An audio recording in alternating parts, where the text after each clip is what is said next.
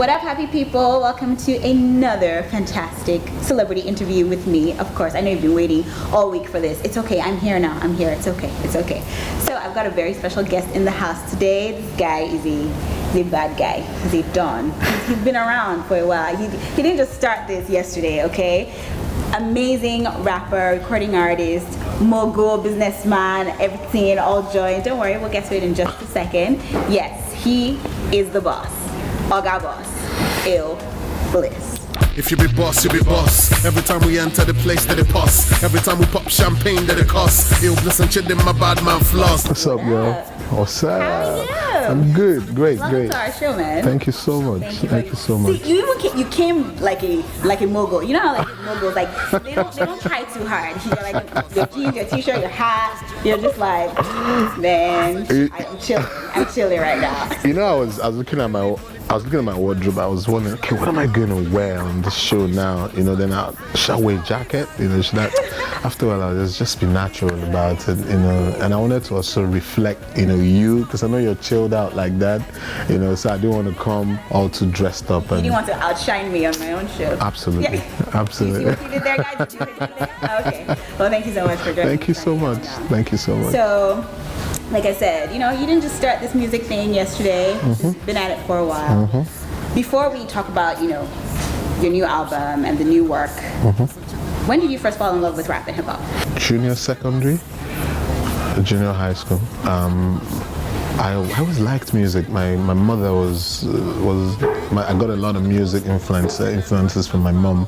She had a lot of vinyls, and it was all kinds of music, from Afrobeat to pop, from the Jacksons to Fela Kuti, to Donna Summer. So I used to dance a lot. Okay. So she would play the records and say, okay, I should just dance for her. She did not teach me the moves. Then we probably literally grew up with my mom. Like that. She's that kind of mother.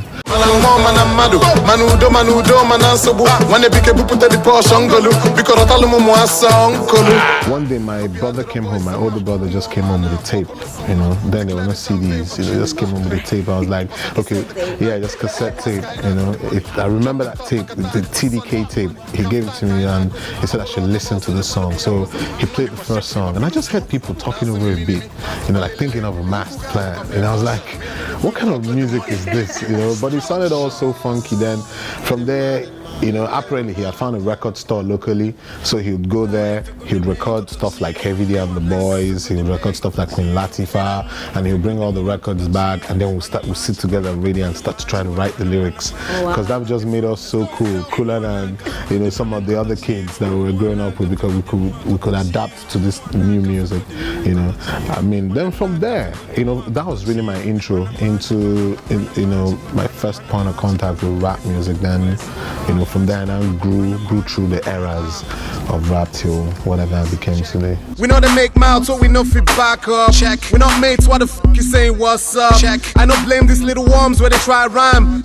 Any particular era that sticks out to you? Defining moment for you? Defining moments is when I eventually got into uni. The first time I had the score is the Sophomore album from the Fugees. Yeah, and when I had the score and I had Lauren rhyme, like it just spun my brain around, and and then lots of stuff before that. But from the Fugees, then of course I got introduced to music from Nas, to Jay-Z, to loads and loads of people, loads of incredible artists. I just liked the fact that they all looked like archetypes. They all, like, Nas was like a poet, like very intellectual, very social. So his rhymes were very, very socially charged, And then for Jay-Z, I liked the materialism.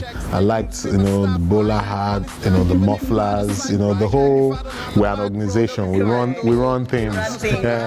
You understand? If you look very closely, you can see very slight elements of all of them in my music. You take some of the depth from Nas, then you take some of the business acumen plus expansion, from Jay-Z, and then you take that Morgal from Rick Ross, it's all mixed in. I feel like a copycat sometimes. Imitation is the greatest form of flattery, or what do you Okay, awesome, very cool.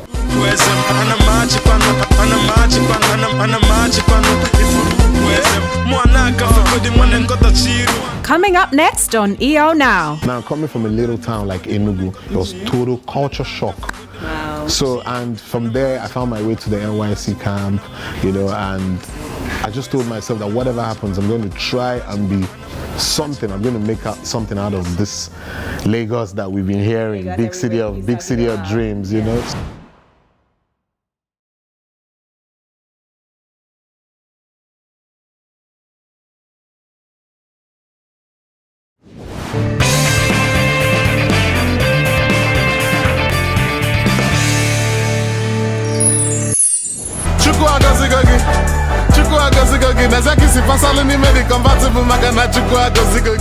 So,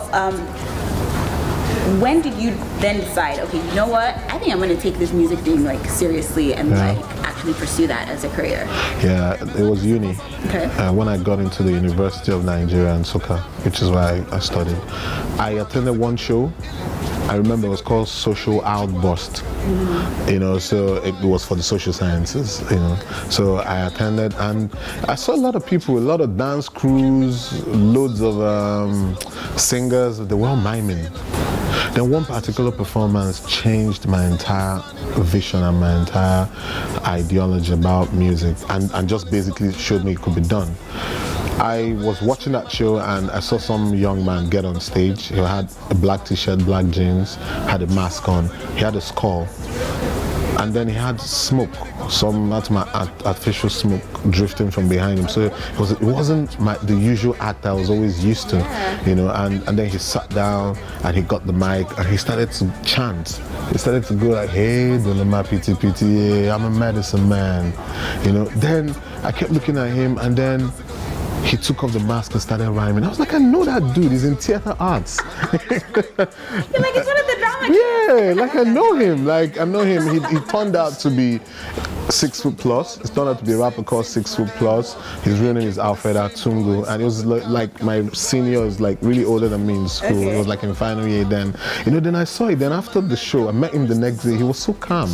In fine arts, he could draw. Okay. You know, and everything. So, and I was asking him, hey, like sorry, like I was a big fan of what you did yesterday. Was that beat yours? He said, yeah, that he made the beat. You know, that it's his original. He doesn't really mind. You know, then from there we became good friends. And then he started to, you know, mentor me even without knowing it. You know, just say, write your own lyrics and, you know, strive for your own production. So from there, I started to, you know, I started rhyming on instrumentals basically. Then from there, I started to pay for studio sessions to create my own music.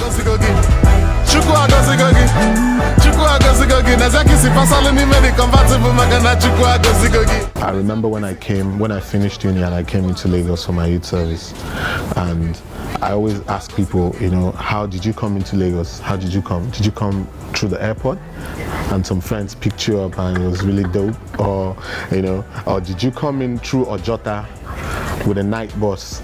It was yes, and Different realities. yeah, two different realities. I came in through the latter, you know. I came in through Beggar. In fact, I think I dropped that Beggar, and I saw like 1 million people moving at the same time. Now, coming from a little town like Enugu, it was total culture shock. Wow. So, and from there, I found my way to the NYC camp, you know, and I just told myself that whatever happens, I'm going to try and be something. I'm going to make out something out of this Lagos that we've been hearing, big city of dreams, you know. So from there, my career started, and I started making music. Flamboyant, important, amboyant, arrogant. Toss money in the air, illy no get paid. Toss money in the air, Philly, what I wear, Gabbana. You know, I didn't know anybody. I didn't know any radio contacts. You know, I didn't know any DJs. So sometimes I would go to the radio stations. They'll put me on the spot and say, okay, sing. I'll be like, no, I don't sing. I'm a rapper. Okay, rap. Then I'll spit a verse. Then they'll be like, wow, no, I'm getting you on. Come on my show next week. So it happened from one station to the other, and you know, I just got that kind of acceptance, and that's how I started sneaking my singles. Finally, suddenly, finally, everything went belly. You've definitely signed a couple of new acts Artiste, yeah. as well. What can we expect from them? What can we expect from the Illbliss brand in the next couple months? Okay, for me, I'm back in it, for Illbliss, I'm back in the studio and I'm recording my 4th album. I don't really want gaps in between my releases, Okay. you know, so I need to drop an album back to back. If it can be done in 6 months, all well and good, the gaps of 6 months.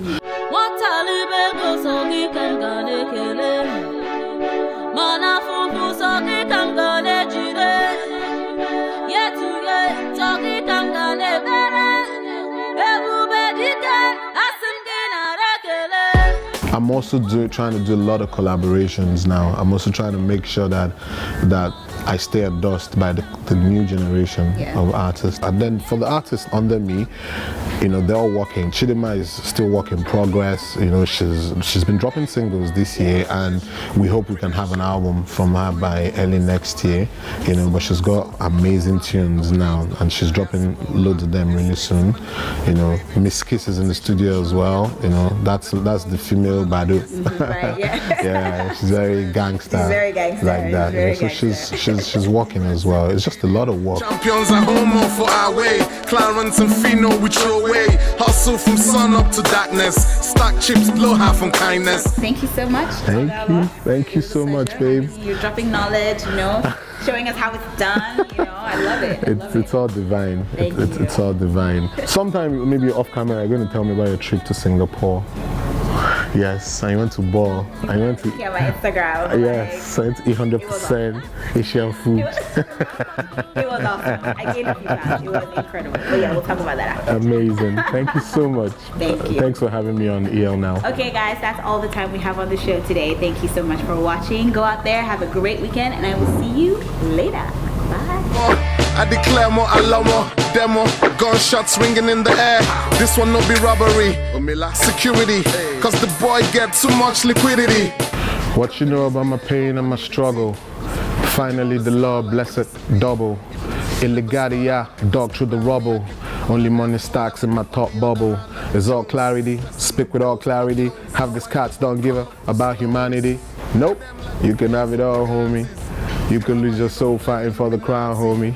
What's up, people? My name's Illbliss, Oga Boss. Guess what? You're watching EL Now. Don't change that dial.